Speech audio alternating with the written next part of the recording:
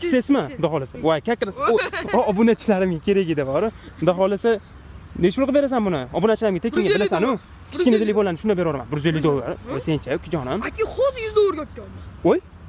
Endi yolg'on gapirma, uka. Yolg'on gapirmayman, aka. Bo'pti, o'zing narxiga bersam 100 dollarga olib qolaman. Yo, aka, yo'l kira. Bugun pul ishlamadimmi lekin?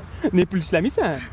Ikkisi xudo xolasa Face ID ishlamaydi dedingmi? Ha, Face ID. Face ID ishlamaydi, ideal holatda. Lekin begonadan bilasan, begona bo'lganingda bor, 600 ming so'm olib qolardim. Ha, yo'q.